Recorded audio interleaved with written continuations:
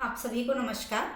आज हम चर्चा करेंगे विश्व तथा भारत के चावल और गेहूं उत्पादक क्षेत्रों के बारे में। ये देखेंगे कि वर्तमान में भी जो नया डाटा है उसके आधार पर मैं आपको ये बता दूंगी कि विश्व में कौन से देश प्रथम स्थान पर है, कौन सा द्वितीय, कौन से तृतीय स्थान पर है, भारत की अवस्थिति क्या है। ठीक है। इसके अलावा भारत के संदर्भ में हम राज्यों की स्थिति को भी वर्तमान स्तर पर यानी वर्तमान डाटा के अनुसार मैं आपको वो चीजें दे दूंगी। ठीक है, ताकि एग्जाम में आपके सामने करंट का डाटा आए तो आप लोग आसानी से उस चीज को कर सके। इसके अलावा हम ये देख लेंगे कि चावल की आदर्श दशाएं क्या है, गेहूं की आदर्श दशाएं क्या है। ठीक है, विश्व में कौन कौन से ऐसे क्षेत्र है जो मुख्य गेहूं उत्पादक क्षेत्र है, कौन कौन से ऐसे क्षेत्र है जो मुख्य चावल उत्पादक क्षेत्र है। तो इन सब चीजों की ही हम आज क्या करने वाले हैं, चर्चा करने वाले हैं। ठीक है, तो सबसे पहले हम हमारा हेडिंग दे देते हैं। हेडिंग क्या देंगे? हेडिंग है हमारी विश्व तथा भारत में, विश्व तथा भारत में चावल एवं गेहूं, चावल एवं गेहूं।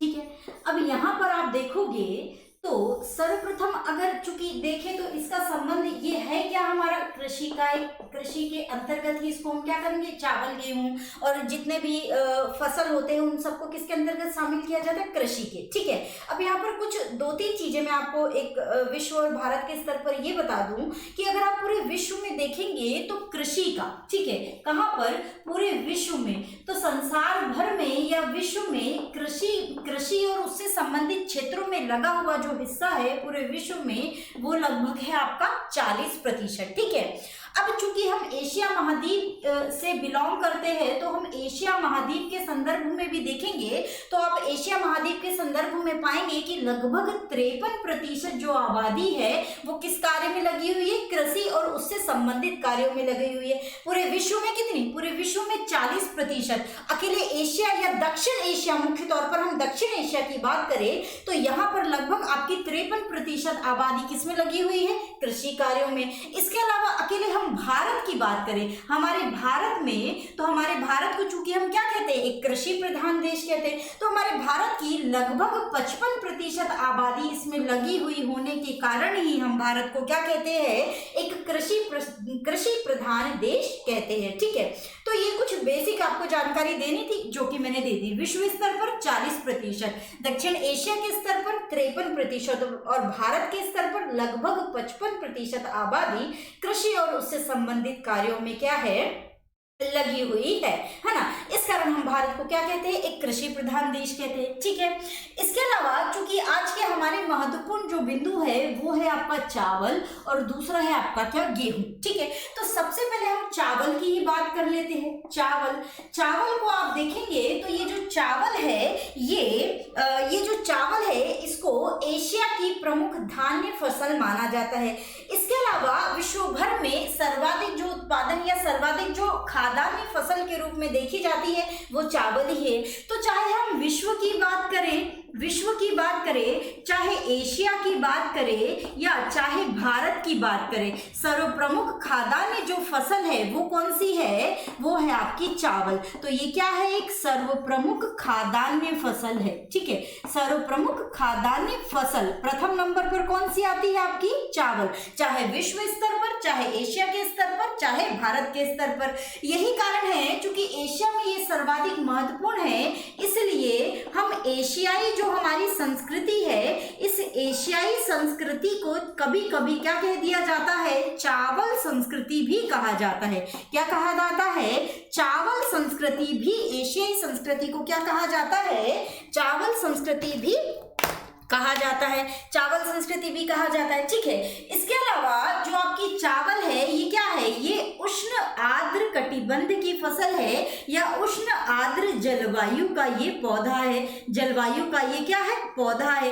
कहने का अर्थ ये कि ये उष्ण कटिबंधीय फसल है। कैसी फसल है, उष्ण कटिबंधीय फसल है, मतलब ये खास तौर पर ऐसे क्षेत्रों में जो उष्ण कटिबंध में आते हैं, खास तौर पर ऐसे क्षेत्रों में जो किस में आते हैं, मानसूनी जलवायु वाले क्षेत्रों में। और मानसूनी जलवायु वाले क्षेत्रों में आने वाले जो क्षेत्र है आपके, वो आप जानते हैं कि दक्षिण और दक्षिण पूर्व एशिया, दक्षिण एशिया और दक्षिण पूर्व एशिया के अधिकांश जो देश है वो किसके अंतर्गत आते हैं, आपके मानसूनी जलवायु के अंतर्गत, ठीक है। और दूसरा क्या, उष्णकटिबंध में भी स्थित है। तो उष्णकटिबंधीय क्षेत्रों में, मानसूनी जलवायु वाले क्षेत्रों में विशेष तौर पर किसकी कृषि की जाती है, चावल की कृषि की जाती है। तभी आप, इसलिए कहा जाता है या इसलिए देखते हैं आप कि दक्षिण एशिया के जो क्षेत्र है वो चावल में कैसे होते हैं, सर्वप्रमुख होते हैं, या चावल का मुख्य रूप से वे क्या करते हैं, उत्पादन करते हैं, ठीक है। तो ये आपकी क्या हो गई, चावल की बात। अब देखा जाए तो इसके लिए आदर्श दशा क्या होनी चाहिए, मतलब जो चावल की कृषि है इसके लिए आदर्श दशाएं क्या होती है,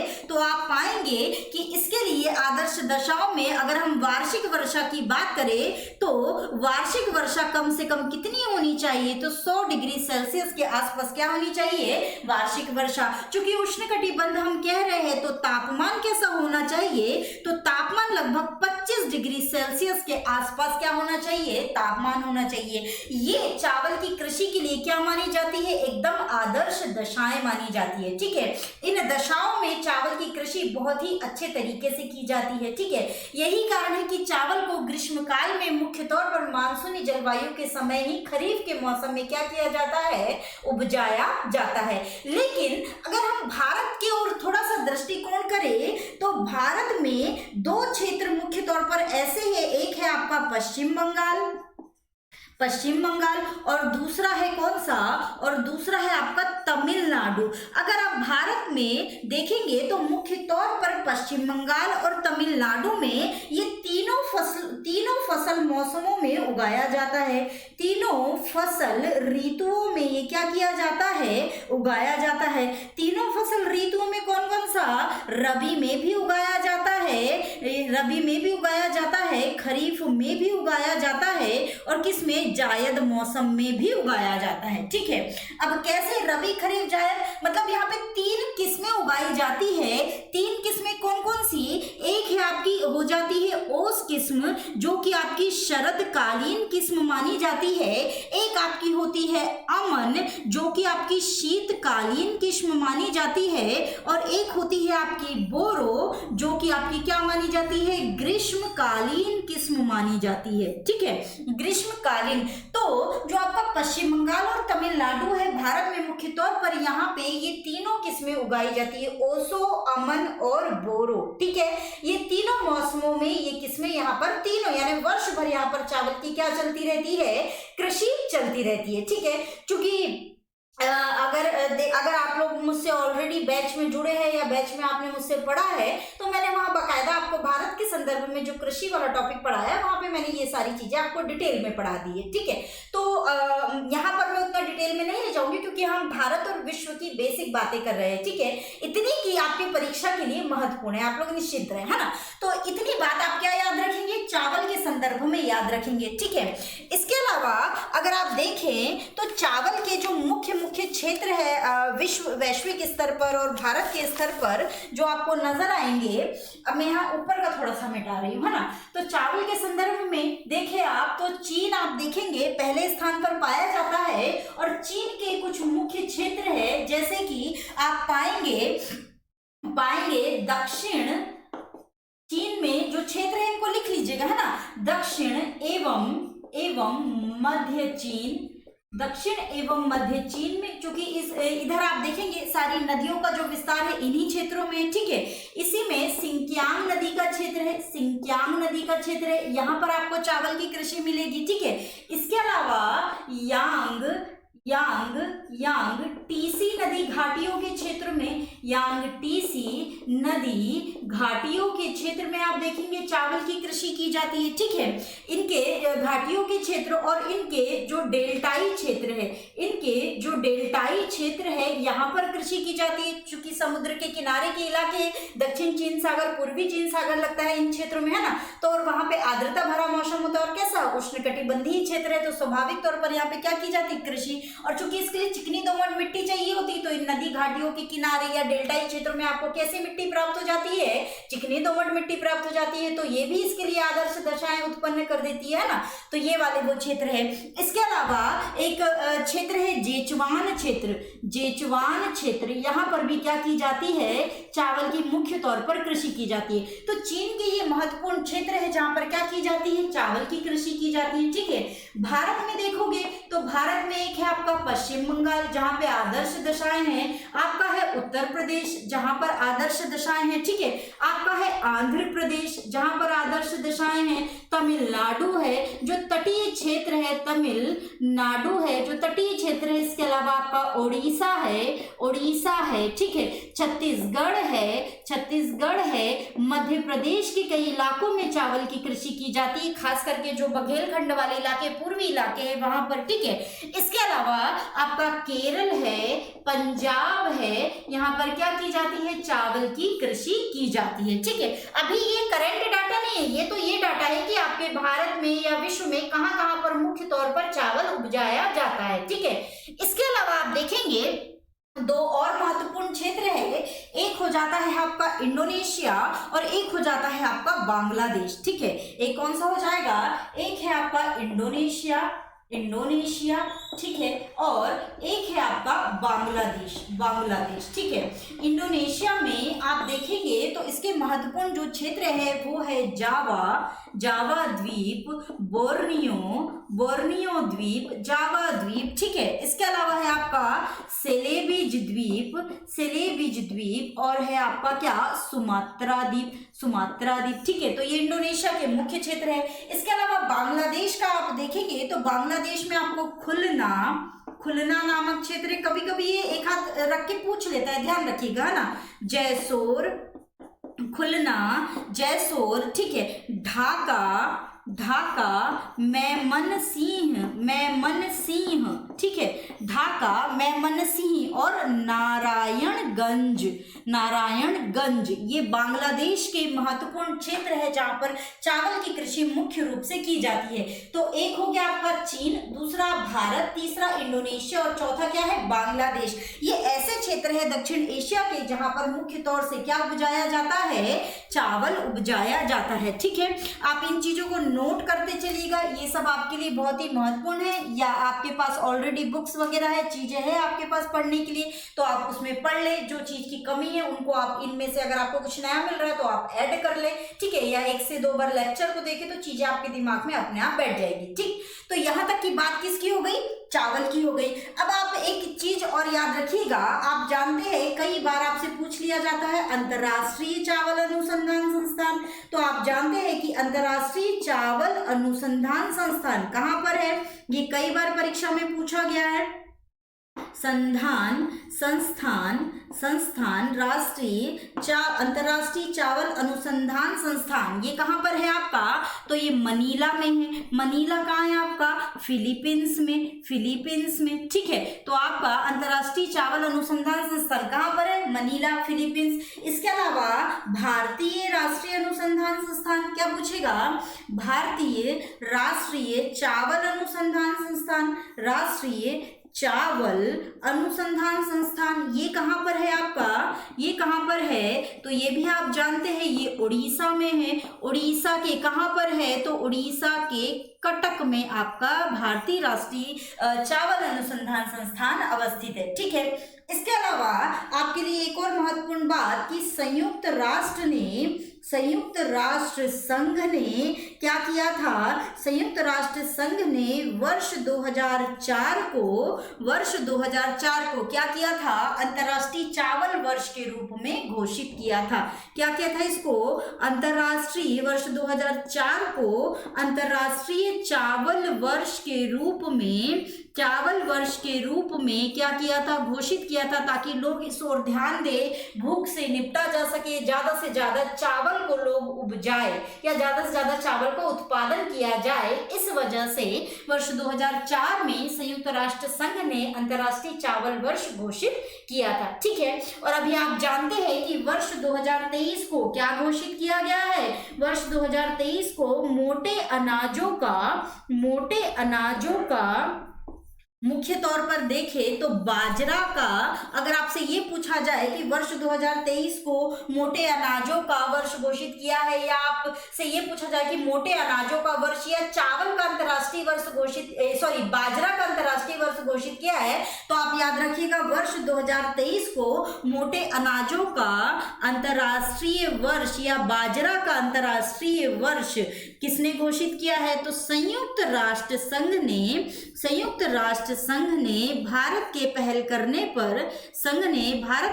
करने पर क्या किया? वर्ष 2023 को अंतर्राष्ट्रीय बाजरा वर्ष या आप कहे मोटे अनाजों का अंतर्राष्ट्रीय वर्ष घोषित किया है। ठीक है, इससे पहले जो आपका वर्ष 2022 चला गया है उसको मत्स्य के क्षेत्र में लगे हुए लोगों यानी अंतर्राष्ट्रीय कारीगर मत्स्य पालन और कांच उद्योग, कांच के संदर्भ में है ना, सॉरी कांच का अंतर्राष्ट्रीय वर्ष और मत्स्य पालन का अंतर्राष्ट्रीय वर्ष क्या किया गया था? वर्ष 2022 को घोषित किया गया था। ठीक है, तो ये दो तीन चीजें हैं आपके सामने, इनको आप क्या रखेंगे? याद रखेंगे। ठीक है, तो यहां तक की तो बात आपकी किसकी हो गई? चावल के संदर्भ में, चावल के संदर्भ में। अब अगला आपको क्या देखना है? अगला आपको देखना है गेहूं। ये चीजें महत्वपूर्ण है। ठीक है, तो आप इनको याद रखिएगा बिल्कुल एकदम बकायदा, है ना। अगला आप देखेंगे गेहूं के बारे में। गेहूं, ठीक है, गेहूं भी अगर देखें तो क्षेत्रफल गेहूं में आप देखेंगे क्षेत्रफल और उत्पादन दोनों ही दृष्टि से, क्षेत्रफल व उत्पादन दोनों ही दृष्टि से ये जो गेहूं है आपके संसार की दूसरी महत्वपूर्ण खाद्यान्न फसल मानी जाती है, चाहे विश्व स्तर पर, चाहे एशिया के स्तर पर, चाहे किसके? भारत के स्तर पर। ठीक है, तो गेहूं आपकी क्षेत्रफल और उत्पादन दोनों की ही दृष्टि से विश्व की दूसरी महत्वपूर्ण खाद्यान्न फसल है। इस चीज को आप क्या रखेंगे? याद रखेंगे। ठीक है, आदर्श दशाएं में इसके बारे में थोड़ा सा ज्यादा नहीं बोल सकते यहाँ पर, इसलिए कि हम किसकी बात कर रहे हैं? विश्व की बात कर रहे हैं। ठीक है, विश्व में अगर हम देखें तो जो आपकी गेहूं है ये शीत कटिबंधीय इलाकों में भी किया जाता है, शीत कटिबंधीय क्षेत्रों में भी किया जाता है और ये उष्ण कटिबंधीय क्षेत्रों में भी किया जाता है। विश्व स्तर पर हम देखेंगे तो जो गेहूं है आपका शीत कटिबंधीय क्षेत्रों में भी होता है और उष्ण कटिबंधीय क्षेत्रों में भी होता है। ठीक है, जो आपके शीत कटिबंधीय क्षेत्र है, इन शीत कटिबंधीय क्षेत्र में कब होता है? ग्रीष्म काल में होता है। और ग्रीष्म काल में यहाँ पर जो गेहूं होता है उसको क्या कहते हैं? बसंतकालीन गेहूं, बसंतकालीन गेहूं, कालीन गेहूं। ठीक है, गेहूं शीत, विश्व स्तर पर शीत और उष्ण दोनों कटिबंधों में होता है। शीत कटिबंध में जो आपका गेहूं हो रहा है इसको ग्रीष्म काल में होता है। शीत कटिबंधों में ग्रीष्म काल में गेहूं को उपजाया जाता है और शीत कटिबंधों में ग्रीष्म काल में जो गेहूं को उपजाया जाता है उसको क्या कहते हैं? बसंतकालीन गेहूं। जबकि उष्ण कटिबंध में जो गेहूं है वो कब उगाया जाता है? शीतकाल में उगाया जाता है। जैसे कि भारत में आप देखते हो, है ना, तो शीतकाल में तो इसको हम क्या कहते हैं? शीतकालीन गेहूं। क्या कहते हैं इसको? शीतकालीन गेहूं। ये क्या है आपका? शीतकालीन गेहूं। ठीक है, दो चीजें स्पष्ट। अब यहाँ पर भारत के संदर्भ में आप देखोगे तो भारत के संदर्भ में इसको शीतकाल में यानी कि रबी के मौसम में उपजाया जाता है। कब उपजाया जाता है? रबी के मौसम में। और रबी के मौसम में यानी कि रबी के मौसम में इसको उपजाया जाता है और कटते कटते तक क्या आ जाता है आपका? बसंत आ जाता है। ठीक है, तो इसकी दशाएं अलग है। जैसे कि पहली बात वर्षा की करें तो इसके लिए 50 से 75 सेंटीमीटर वार्षिक वर्षा चाहिए। और इसी समय भारत में होने वाली क्या? पश्चिमी विक्षोभ, जिसपे की एक वीडियो ऑलरेडी मैंने बना रखा है। ये जो पश्चिमी विक्षोभ है इसके द्वारा जो भारत में वर्षा होती है जिसको आप क्या कहते हैं? मावट। ये किसके लिए उपयोगी होती है? आपकी रबी की फसल के लिए, खास करके किसके लिए? गेहूं के लिए। ये भारत के संदर्भ में हम देख रहे हैं। ठीक है, अब ताप कितना चाहिए? तो ताप इसको बोते समय के लिए जो इसका ताप रहता है वो रहता है आपका लगभग 10 डिग्री सेल्सियस। ठीक है, इसको मध्यम में यानी मध्य में इसके हो जाता है ताप 15 डिग्री सेल्सियस, और इसे मध्य में या पकने के लिए जो इसको ताप चाहिए होता है ये कितना होता है आपका 20 से 25 डिग्री सेल्सियस।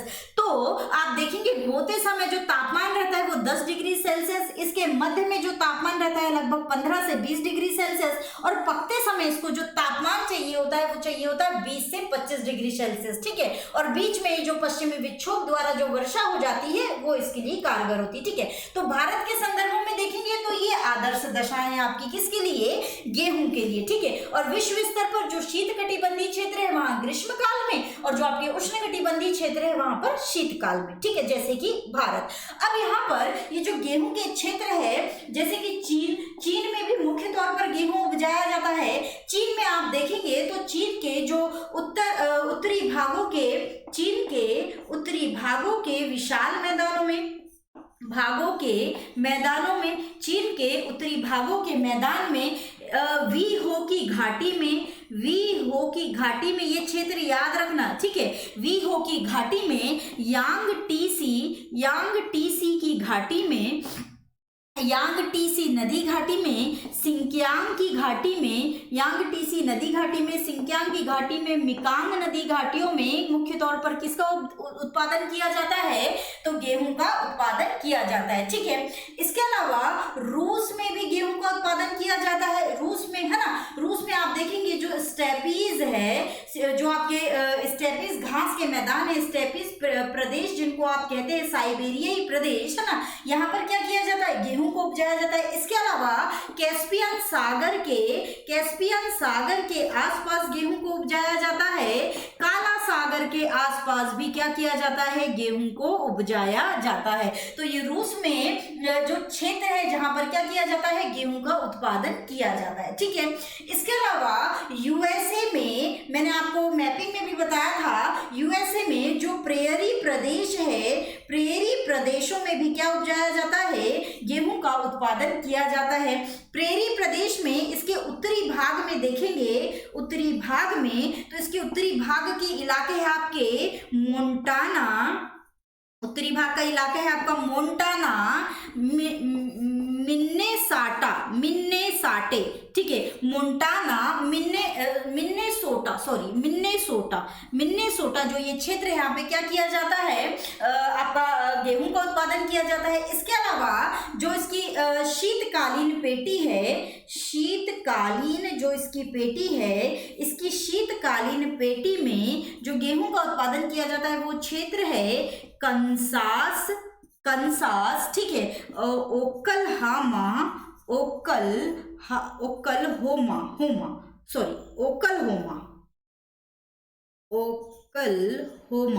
ओकलहोमा, ठीक है। इसके अलावा आपका एक और है नेब्रास्का, ठीक है। तो ये नेब्रास्का, तो ये यूएसए के क्षेत्र है जहां पर क्या किया जाता है, गेहूं का उत्पादन किया जाता है। इसके अलावा यूएसए की कैलिफोर्निया क्षेत्र में भी क्या किया जाता है, गेहूं का उत्पादन किया जाता है, ठीक है। तो ये क्या हो गया, एक चीन का हो गया, एक रूस का हो गया, और तीसरा किसका हो गया, यूएसए का। इसके अलावा भारत में भी क्या किया जाता है, गेहूं का उत्पादन किया जाता है। भारत में मुख्य तौर पर आप देखेंगे उत्तर प्रदेश, आप देखेंगे पंजाब, ठीक है, आप देखेंगे हरियाणा,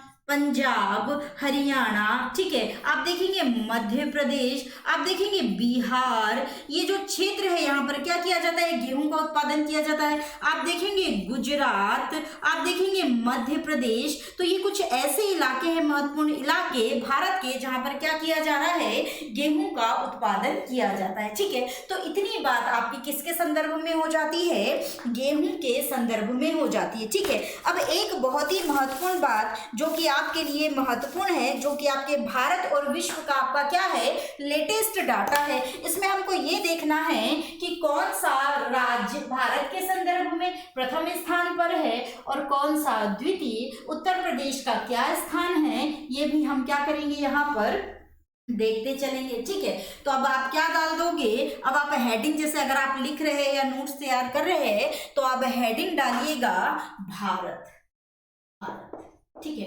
भारत के संदर्भ में आप देखोगे तो भारत के संदर्भ में है आपका 2 स्तर पर आपको देखना है। एक आपको मिलियन टन में देखना है और दूसरा आपको किस में देखना है, मिलियन हेक्टेयर में देखना है। हेक्टेयर, एक आपको हेक्टेयर में देखना है और दूसरा आपको किस में देखना है, टन, यानी कि कितना उत्पादन हुआ है और कितने क्षेत्र में उत्पादन हुआ है। ये 2 चीजों या 2 स्तर पर आपको चीजें देखनी है, ठीक है। सबसे पहले हम बात करेंगे किसकी, चावल की, ठीक है। तो चावल में जो आपका मिलियन टन में जो उत्पादन हुआ है उसमें पहले स्थान पर है आपका पश्चिम बंगाल। क्या है, पश्चिम बंगाल चावल में, ठीक है। दूसरे स्थान पर है आपका उत्तर प्रदेश, चावल में दूसरे स्थान पर कौन है, उत्तर प्रदेश। और तीसरे स्थान पर आपका क्या है, तो तीसरे स्थान पर है आपका पंजाब, ठीक है। वहीं आप चावल में किसको देखेंगे, उत्पादन में, प्रति हेक्टेयर कितने हेक्टेयर में किस राज्य ने कितना उत्पादन किया है, ठीक है। तो सर्वाधिक प्रति हेक्टेयर उत्पादन करने वाला पहला जो राज्य है हेक्टेयर में वो है आपका उत्तर प्रदेश, ठीक है। उत्तर प्रदेश मिलियन हेक्टेयर में पहले नंबर पर है। दूसरे नंबर पर है आपका पश्चिम बंगाल और तीसरे नंबर पर है आपका क्या, तो तीसरे नंबर पर है आपका उड़ीसा, ठीक है। क्या है आपका, उड़ीसा, ठीक। यहाँ पर अब किसकी बात करेंगे, गेहूं की। ये नया डाटा है, इनको लिख लें, है ना। किसकी बात करेंगे, गेहूं की। गेहूं में आप पहले नंबर पर मिलियन टन यानी सर्वाधिक उत्पादन में आप पाएंगे उत्तर प्रदेश। पहला क्या है आपका, गेहूं में उत्तर प्रदेश हमेशा से ही रहा है, ठीक है, अभी भी है उत्तर प्रदेश। दूसरा आता है आपका मध्य प्रदेश किस में आता है, गेहूं में। इसके अलावा तीसरा जो है आपका वो है आपका पंजाब, ठीक है, किसमें, गेहूं में। अब यहाँ पर हेक्टेयर के हिसाब से देखेंगे तो पहला है हेक्टेयर में उत्तर प्रदेश, हेक्टेयर उत्पादन दोनों में आपका क्या है, उत्तर प्रदेश है, ठीक है। दूसरा है आपका पश्चिम बंगाल हेक्टेयर उत्पादन में गेहूं के। और तीसरा है आपका सॉरी दूसरा है आपका मध्य प्रदेश, है ना।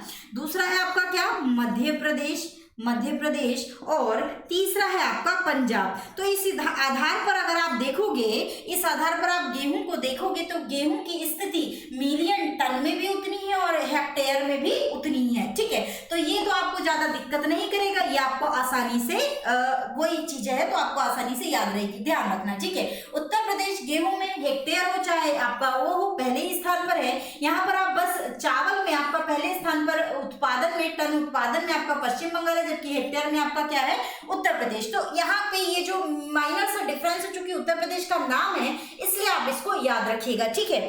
इसके अलावा अगली बात करें पूरे विश्व में, ठीक है। तो पूरे विश्व में आप देखेंगे कि पहले नंबर पर किसके बारे में, हम चावल के बारे में बात करते हैं, ठीक है। तो पहले नंबर पर चावल में है आपका क्या, तो आपका चीन, ठीक है। दूसरे नंबर पर आपका है भारत चावल में, ठीक है। दूसरे नंबर पर क्या है, भारत। तीसरे नंबर पर है आपका बांग्लादेश, ठीक है, बांग्लादेश। चौथे नंबर पर है आपका इंडोनेशिया, यहाँ पे 5 तक की सीरीज देखेंगे, इंडोनेशिया, ठीक है। और 5वें नंबर पर है यहाँ पर आपका वियतनाम। आप देख रहे हैं सारे ही दक्षिण और दक्षिण पूर्व एशिया के देश है, ठीक है। चीन आपका आ जाता है दक्षिण पूर्व एशिया का, इसके अलावा भारत, बांग्लादेश, इंडोनेशिया भी आपका दक्षिण एशिया से आपके भारत और बांग्लादेश, दक्षिण पूर्व एशिया से आपके 3, चीन, इंडोनेशिया और वियतनाम, ठीक है। तो आप देखेंगे कि एशिया में चावल में मुख्य जो शीर्ष 5 उत्पादक देश है वो कौन कौन से, आपके दक्षिण और दक्षिण पूर्व एशिया से ही है। इसलिए हम एशियाई संस्कृति को क्या कहते हैं, चावल संस्कृति भी कहते हैं, ठीक है। तो ये आपकी ये चावल की बात हो गई। इसके अलावा आपकी आ जाती है गेहूं की बात। तो गेहूं में आप देखेंगे पहले स्थान पर कौन है, चीन। दूसरे स्थान पर कौन है, भारत, ठीक है। तीसरे स्थान पर यहाँ पर किसका है, रूस का। चौथे स्थान पर कौन सा है आपका, यूएसए, ठीक है। और 5वें स्थान पर कौन है आपका, तो है आपका कनाडा, ठीक है। तो गेहूं में आप देखेंगे 2 कहां से है, एशिया से। बाकी एक आपका हालांकि देखें तो 3 देश किसके हैं, एशिया के। हालांकि रूस, एशिया, यूरोप दोनों में आता है ना। तो यहाँ पर चीन, भारत, रूस, इसके अलावा 2 यूएसए और कनाडा, कहाँ से है? अमेरिकी महाद्वीप से, है ना। तो ये चीजें आपकी क्या है? ये विश्व स्तर पर है दोनों डाटा, ठीक है। तो ये आपके भारत के स्तर पर हो गया, ये आपके विश्व के स्तर पर। विश्व के स्तर पर मात्रा के आधार पर ये जो शीर्ष उत्पादन है इनका आकलन किया जाता है। बस एक ही ये डाटा रखो मात्रा के आधार पर, बस और कुछ भी नहीं, ठीक है। तो ये है आपका विश्व स्तर पर, ये है आपका भारत स्तर पर, ठीक है। तो इतनी बात आज तक के लिए यही, फिर ऐसे ही मैं जानकारी आपके लिए लेके आऊंगी, आप लोगों को करंट से जोड़ दूंगी, नया डाटा आप लोगों को दे दूंगी, ठीक है, ताकि आपसे एग्जाम में आपको इधर उधर भटकना ना पड़े और आपको क्वेश्चंस बन जाए, ठीक है। तो आज के लिए बस यहीं तक रखते हैं। कोई प्रश्न हो, कोई सवाल हो तो आप पूछ सकते हैं। इसके अलावा आपको कहीं कोई समस्या आ रही है तो भी आप अपनी बात रख सकते हैं, ठीक है। तो आज के लिए बस इतना ही, बाकी की जो कोई और टॉपिक रहेगा वो आपकी अगली क्लास में।